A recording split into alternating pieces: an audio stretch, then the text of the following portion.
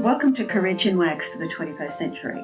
My name's Catherine Cunningham and I'm a career specialist who's worked with thousands of people by now. And so what I'm trying to do in this podcast series is tap into things that I've learned, things that I've come to understand over the years to help people better manage their careers and be happier at work.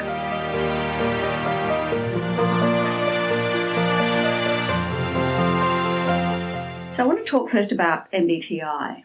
I love it. It's my favourite work, and if I'm working with somebody who's not happy at work and they only have 1 hour to work with me, I always recommend MBTI, because if you can uncover your hardwired preferences rather than learned behaviour or learned skills, you can use that information to decide what sort of work to do. So, for example, when I was at the bank, my spreadsheets were basically full of errors because I don't have natural attention to detail. Now, since then, I've learned attention to detail. Anybody who works with me on resumes gets pretty amazed at everything I spot. So, yes, I can have attention to detail, but do I want to be in a job all day where I have to absolutely focus on the task at hand and notice every slight little issue? I can tell you no. So where does it come from? I want to give you a little bit of theory before we start. I'm going to look at the 4 separate letters, MBTI, one at a time, and that will help you understand it. And I'm going to start at the back. So the I stands for indicator. MBTI is not a test. So if you go online and do one of those free versions, it's pretty well a waste of time. It is only an indicator. As an accredited practitioner, I'm bound by the ethics to only ever deliver the assessment with the debrief. Many times people think when they do the assessment that they're, for example, an ENTP, and it's only when you properly explore hardwired preferences in the debrief that they may, for example, come to understand they're not an extrovert, that was learned behaviour, they're actually fundamentally an introvert. So it's an indicator, not a test. The next letter I want to look at is the T. The T stands for type. And there's 2 issues to look at here. The first one is there are 16 types or 16 possibilities. And that is both the strength and weakness of MBTI. The strength is, from a career perspective, when people get their profile, it's like this aha light bulb moment. Often the comment is, I cannot believe this is so right. The level of detail, however, means that they forget their profile. So if I rang somebody up a year later and said, look, what's your profile? They'll probably get it wrong.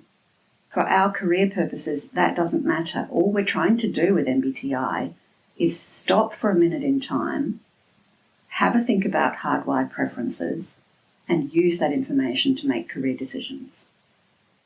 And the other aspect of type is it's not trait or trait theory. So many instruments will measure you on a continuum. They'll say you're more like this than a particular cohort or less like this.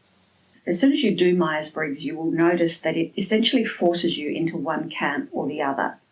Now, Myers-Briggs is based on Carl Jung's work, and apparently Carl Jung said, of course, none of us are 100% introvert or 100% extrovert, for example, but you will notice it essentially wants you to come down on one side versus the other. And the final letters are MB, and they stand for Myers-Briggs. And it was a mother-daughter combination. Catherine Briggs started in the 1920s, building on Carl Jung's work. He knew of her work. She was the first person who wanted to have a mainstream application of his work. So it was really the first time in the world that anybody tried to use personality preferences to help people make career decisions. Because before that, fundamentally, you did what your father did, because of course back then it was mainly men working. You did what your father did, or your career choices were extremely class-driven. Okay, let's move on to the label issue. Some people don't like MBTI because they think it labels them. Yes, it obviously does. A useful analogy, however, might be if you think about your favourite room in the house. So my favourite room in the house is my bedroom. I do a lot of work on my bed. It looks out on a garden. I love the connection with the garden. My least favourite room in the house is the laundry. If you look at MBTI, the bedroom is really where you are most comfortable, where you are most in the flow, in the zone. MBTI does not mean you don't change your behaviour. So yes, of course, I go into the laundry. I don't like the laundry. I find it quite soul-destroying, but I go into the laundry. And probably from a work point of view, the example would be me working on resumes and making sure I dot the I's and cross the T's. I don't really want to do that all day, but I quite happily and skillfully go into that laundry. At a minimum, somebody talked to me about this a while ago, and it's always stuck with me. At a minimum, you could argue that those 16 types are just a description of behaviour preferences, and that's no different than the DSM-5, which is the American Psychiatric Association's description of mental disorders. If you've ever looked at that, they will have a series of behaviours that they put underneath a label. The label might be borderline personality disorder, and underneath they'll have a series of behaviours. So you could argue at a minimum MBTI is no different than that. It's a useful catch-all of behaviours that are put under a label. And finally, if you're really sceptical, there's a guy called Dr. Dario Nardi, wonderful guy. I went to one of his conferences in Brisbane a few years ago. And since 2006, he's focused on hands-on brain research. He uses real-time EEG technology to establish the link between the parts of the brain that light up when somebody's in the zone or in the flow doing an activity that matches with their MBTI preferences. If you just Google him, he has lots of information, interesting content and videos. And at the moment, he's producing content for a new book, and he's slowly releasing it on LinkedIn. I had a look at his work on ENTP, which is my profile, and I found it even more fascinating. So perhaps explore that as well.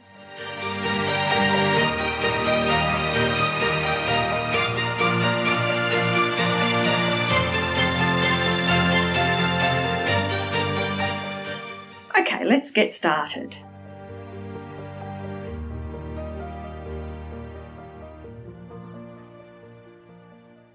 Today I'm going to talk about ISFPs. And if there was one phrase to sum them up, it would be, it's the thought that counts. ISFPs live in the present with a quiet sense of joyfulness.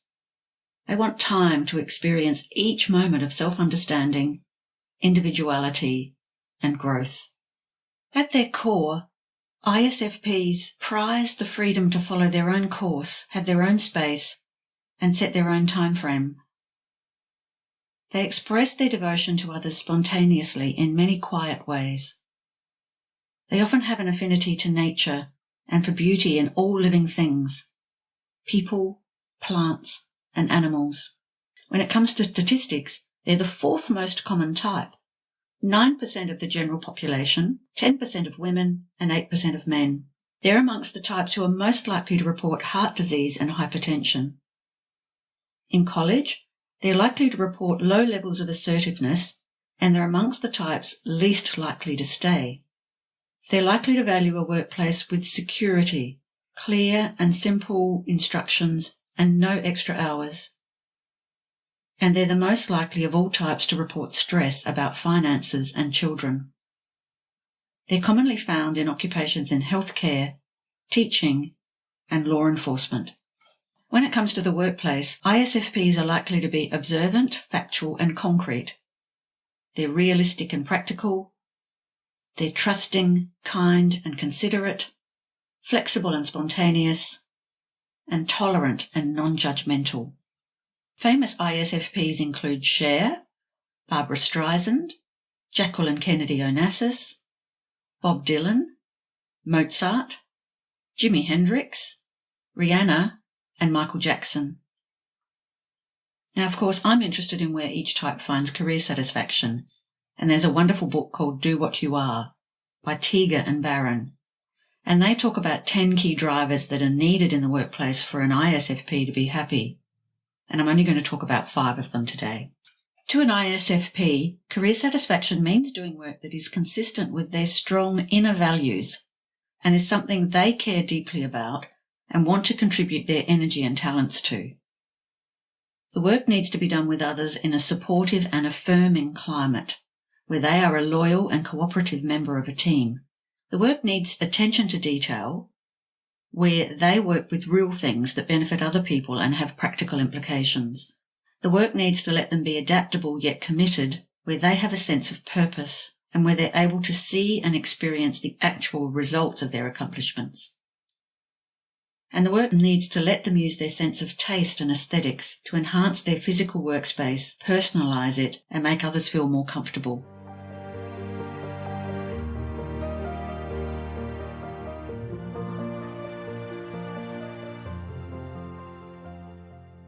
Straying away from the purely career description of ISFPs, I want to talk about a content from another wonderful book called Working Together by Isaacson and Behrens. And they have a very detailed analysis of how ISFPs behave in the workplace. Once again, I'm just going to cherry pick various elements for you. When it comes to their management style, the management style of the ISFP is understanding, human, and easygoing. ISFP managers are pragmatic and expedient. They do whatever needs to be done to get the job done with the least possible effort, and they really like everything to be efficient. They like a comfortable and physically attractive workplace. ISFPs are at their best when responding to crises. They especially work well with people in crisis and adapt well to what is needed.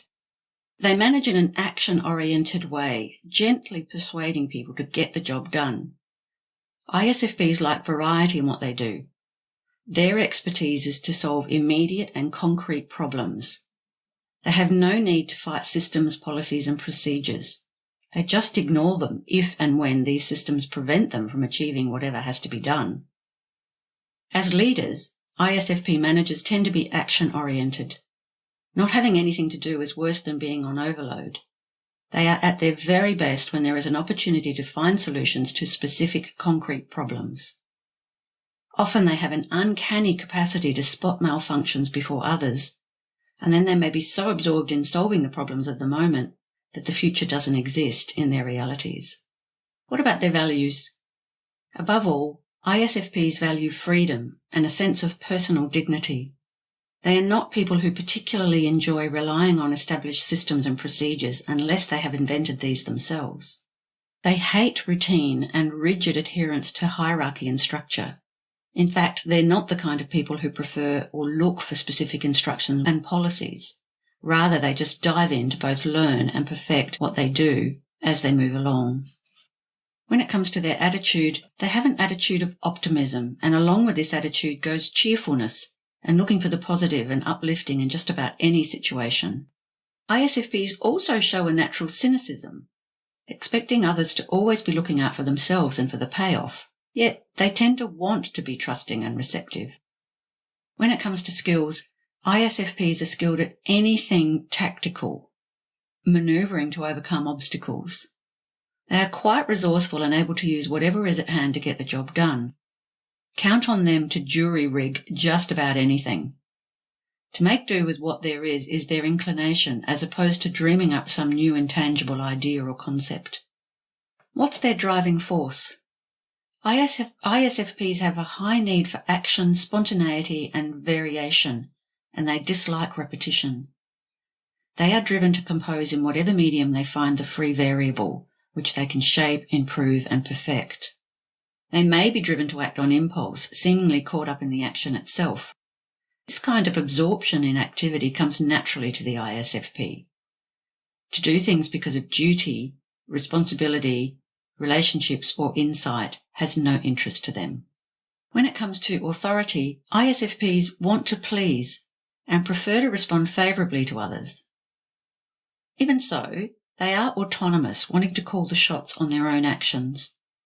Their wanting to please others stems more from the desire to have an impact rather than an obedient attitude.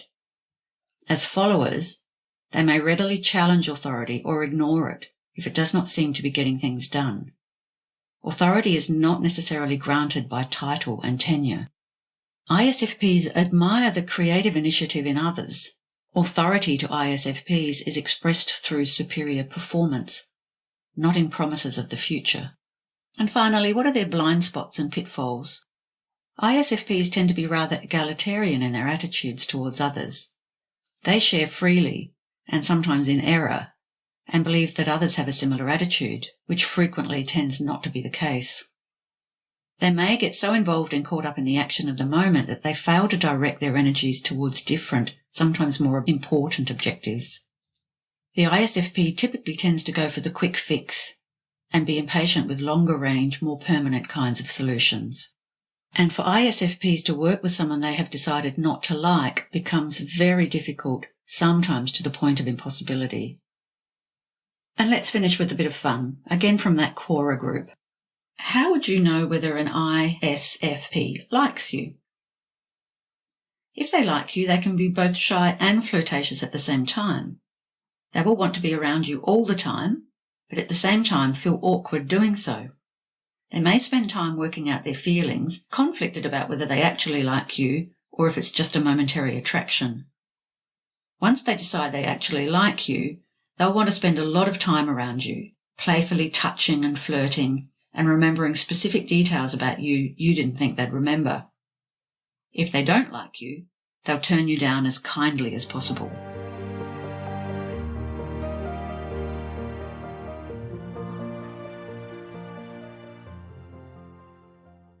Where to from here?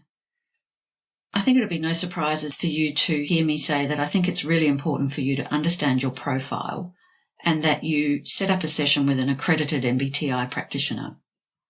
There's no point doing one of those online assessments. It's the assessment and then the debrief that together gives you your better understanding of your preferences. I love the MBTI Step 2 interpretive report because not only will it show you your hardwired preferences, but it will also highlight areas where you happen to behave differently to your preferences, and I find that very useful.